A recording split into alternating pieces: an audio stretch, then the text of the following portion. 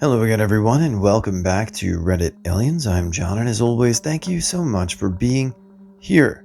Good topic? Let's do it. What's the cruelest prank you've ever seen? Please remember to like, share, and subscribe. I have no idea what radio station this was on, as I was only a kid, but they used to do prank phone calls. I have little to no recollection of many of them except this one, as even as a kid I could tell it was just wrong. The radio host rang up a woman and advised that he was the manager of her husband's company, and he was very sorry to tell her that he had been involved in an accident with some heavy machinery that had resulted in his death. As you would expect, the woman was beside herself with being told her husband had just died. She was wailing on the phone, and the radio host couldn't really get another word in to explain it was a joke, and then they just cut off the phone call and played a song. Even as a kid, I knew it was really stupid and cruel idea, and I'm pretty sure that was the last time they did a prank phone call. A friend of a friend in high school had her boyfriend pretend that he'd died. He had one of his friends call her, saying he had died in a car accident, and someone else called up, pretending to be a doctor from the hospital. She was hysterical. Later that day, after she kept asking the fake doctor which hospital it was so she could be there, she found out it was all a prank to see if she cared. Horrible. Anyway, they broke up. To this day, it's the nastiest prank I've seen in person. Darren Brown, English illusionist. I did a TV show a few years ago. Long story short, he convinced a young lad who had gotten really drunk the night before that he had killed a girl. They set him up so badly, psychologically it looked like they had broken this poor boy, to the point where everything they had set up, actors, set, fake police, etc., made the lad so convinced that he had killed someone that he handed himself into the fake police station and admitted to a murder. I'll never forget the one tear trickling down this kid's face in devastation at what he thought he had done. Then bloody Darren Brown appears from behind a screen like, surprise! It was effing cruel and has stuck with me for a long time. I'll never forget it. A buddy and I were on a double date of sorts, though I was mainly winging it for him. The gal I was with, let's call her Kay, shared a heartbreaking story she thought was absolutely hilarious. In high school, Kay and her fellow cheerleaders invited the most ostracized girl in their class to a party as a joke. The girl was overjoyed and couldn't believe it. She was dirt poor though. She ends up buying a new pair of overpriced jeans for the party, and it's obvious. She shows up and some of the tags are still on them because she'll have to return them the next day. The cheerleaders notice and begin to plot. The four of us are sitting at dinner as Kay continues to relate what happened, laughing in fits. Someone had spilled an entire glass of red wine on a love seat at the party. Kay immediately sits down opposite the spill and beckons the poor girl to sit down next to her to chat. She does, and she immediately ruins the overpriced jeans. Everyone laughs as she runs out the door in tears. Kay casually finished the story as a sizable lump formed in my throat. Sometimes it's the small, sharp cruelties that cut deepest. A prank war was going on between two houses that were next to each other in San Diego, California, circa 2014. My cousin lived in one of the houses, and this happened when I went to visit him a few years ago. House number 1 pulled a prank that led to a member of house number 2 being late for his first day of work. It was collateral damage, but the guy ended up getting fired for it. The guy who lost his job came home furious. He then took a 15-pound medicine ball and painted it to look like a soccer ball. He tossed the medicine ball into the front yard of house number 1 and waited. When he saw the guy come out of the house, he yelled, "Hey Josh, can you kick that ball over here?" Dude proceeds to take a running start, square up and kick the soccer ball with every ounce of the strength he has. The poor bastard went down almost immediately in tears and screaming. He ended up breaking 3 bones in his right foot. It's brutal. In 6th grade, I opened my locker and a note from the boy I had a crush on fell out, saying he liked me too. A bunch of girls in my grade were there when I found it and were super happy for me, or I thought they were. When I went to the boy to ask him about it, he said he didn't write it, and the group of girls who were there when I found the note had written it. I turned around and sure enough, they're laughing, but it crushed me. Not that the boy didn't like me back, but because I didn't think these girls I'd gone to school with since 1st grade were that mean. A couple of weeks later, the group played a similar joke on one of the girls who was actually in on the prank against me, and I got a genuine apology from her after she realized how bad I must have felt. None of the other girls ever apologized. The first time I met my brother's new girlfriend, she pulled me aside and started crying. She told me that she was pregnant, but my brother wasn't ready to tell anyone. She asked me to check up on him because he was really nervous. A couple of days went by and I texted her to see how she was doing, if my brother was doing okay, and if they needed anything. She asked me what I was talking about. I said the baby. She replied, "Oh, you believed me? I was only joking. I'm not pregnant. I can't believe you fell for that." This wasn't some teenager either. She was about 30. Yes, I told my brother. Yes, he still ended up marrying her. Almost 10 years later, I still refuse to trust her. In high school, one of the cutest girls in my grade came up to me and told me she had a crush on me and wanted to go out on a date. I was skeptical because no one had ever asked me out before, but I was growing into my body pretty well and definitely more attractive than I was as an early teen, so I just figured puberty was doing some good work for me.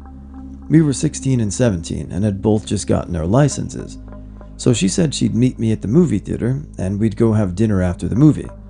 I told my mom and she got all excited, helped me pick out an outfit, and took pictures of me before my first ever date. Cringe AF, but you know how it goes.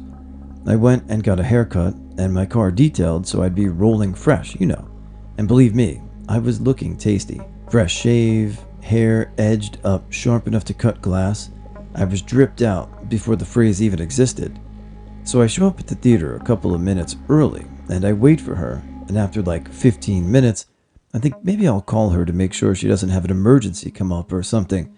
We didn't have texting back then. So I call her, and she answers on speakerphone, and like 5 other girls are all laughing at me saying things like, "Ha ha ha, he actually showed up." So yeah, it was all just a prank to hurt my feelings. Joke's on me, I guess.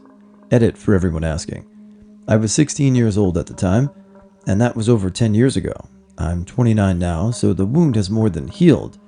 As far as I know, the goal of the prank was literally just to see if I believed her in an effort to hurt my feelings as punishment for not being cool enough, I suppose. I'm still not cool at all, but it works for me. Nerds are in fashion these days.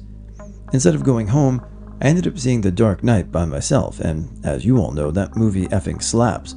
By the time Heath Ledger was doing his Scars monologue, I had forgotten why I was upset. I then had dinner for one at Red Robin, which was absolute fire. I think I got a jalapeno or something else for a burger. I told the waitress I got stood up, and she told me I was very handsome, and I think about that compliment at least once a month.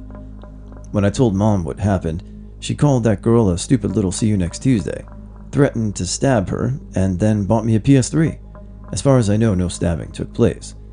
Last I remember, the girl in question ended up pregnant and missed high school graduation. I have no idea where she is now, but hopefully she's become a better person and has a positive impact on those around her, and her son or daughter is happy and well raised. I've dated plenty of people since then, and we're in a happy, healthy relationship now with a proper communication and respect for each other, and she got a fat ass.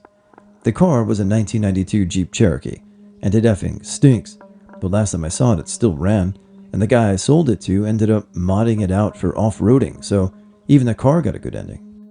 It's good to hear you talk about it, and you sound completely well-adjusted. Terrible that they did that to you, but good for you for going past it. My so-called friends had my mom drop me off at a mall, and we hang out until nearing bedtime. Mind you, this was back when there were pagers for the generation that grew up with smartphones, back before cell phones were something everyone used to be a pager, so I asked my friends when we were going back home because my mom had talked to their mother about someone dropping me off at home. My parents both worked.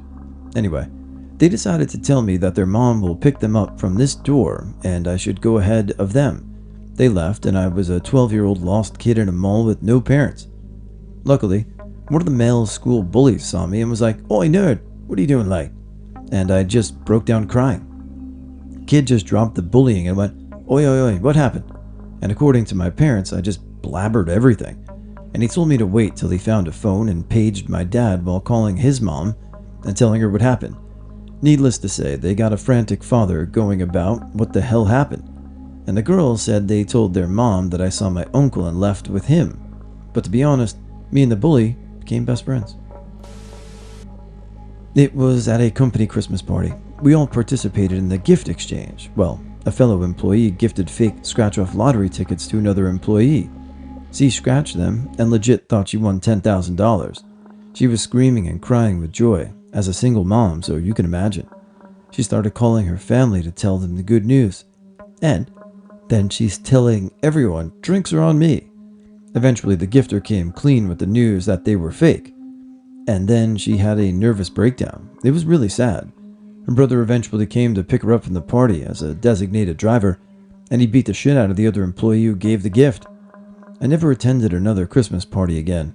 Too much drama, and something always goes wrong or people can't handle themselves, and then they start hooking up with each other. It's just a rule I have now. This happened to me. 7th grade during Valentine's Day, we had candygrams and cutesy stuff we could send to our friends, and obviously middle schoolers are sending them to their crushes. They would receive these candygrams during a class period as someone came by and dropped them off. You could write a little message and then say who it's from. I got one from this guy or friend I liked and went up to him the next period and brought it up and said it was really cute. Thanks. He looked a little confused, but was like, no problem. I felt kind of dumb after that and walked away, just to find out the next day that it was one of my friends who sent it to me and just put his name on it to make it seem like it was him. I mean, at least he was nice enough to go along with it because he was just as confused. It happened to me in middle school. I was very naive, and a boy from my class kept flirting with me, and everybody was pushing me to ask him out, but I was very shy. After a while, he asked me to be his boyfriend during gym class, and all of my girlfriends from class told me to say yes, because he really liked me, etc. Turns out, after I did say yes, she told me that it was just a prank, and almost everyone in the class had participated in convincing me that it was real. Just why, man? I had so much trouble trusting people again, and for years I turned a really brave and tough facade to avoid that ever happening again. It makes me think sometimes about how kids are really the worst. I remember years ago I saw a prank on YouTube that gathered attention for being genuinely cruel. These guys kidnapped their friend in black outfit and ski mask setups, tying his hands and feet, blocking his eyes, and throwing him in a car. They then took him to a rooftop, tied him to a chair, and were talking about the ways they were going to torture and eventually kill him. They'd be bringing up personal things as well to freak him out even more. The guy was genuinely effing terrified, as you could tell. The bawling or babbling kind of panic attack, of course, his friends then untied him and revealed themselves, saying it was a prank. But they did the damage, and the guy wanted nothing to do with them. Who effing would? This isn't as bad as most of these pranks, but here goes. I was visiting a friend at his apartment when I noticed a really pretty vintage chair next to the dumpster and fell in love. I was insanely poor at the time and jumped at the opportunity to have a nice chair from my shitty apartment. I asked my friend if I could store it at his place for the night because I couldn't fit it in my tiny beater car. He said it was fine and helped me bring it to his covered back porch and patio. It was one of those upholstered high back chairs with the fancy arms like a reading chair, I guess. I returned the next day with my mother's truck and brought the chair home to clean it up. As I was scrubbing it in the backyard, I noticed that it was much dirtier than I'd realized, but I spent hours cleaning it anyway. The next time my friends were over, I proudly showed them the chair, and everyone looked super uncomfortable, then burst out laughing. It turns out that my friend's wife disliked me and convinced a bunch of guys to piss all over the chair the night I left it at the department. They thought it was hilarious that I'd spent so long cleaning it with my bare hands, and how funny it was that I would put trash in my house. Obviously, I didn't find it very funny, and we're no longer friends. I was in 8th grade. A thing called turtling and zip tying backpacks were popular. Well, one day early in the year, on the bus ride home, a kid decided to zip tie a 6th grader's backpack to the leg of the chair, which is welded to the floor. When he got up to leave and realized his backpack was stuck, he started panicking, trying to get it undone. He eventually had to leave the backpack and he was stressed out, saying his mom was going to freak out on him. He looked like he was about to cry. We had a roast from my buddy in college that was supposed to be a lot of fun. My roommate decided to go after his ex-girlfriend the entire time during his speech instead of our buddy, which is a kind of funny concept. It ended up being a drunken therapy session for him, where he aired out all the most personal aspects of their relationship in front of a room of about 50 people. He ended the speech by throwing multiple pairs of pants she left at his house into the crowd. She was so mortified that she called the police. The most awkward party ever.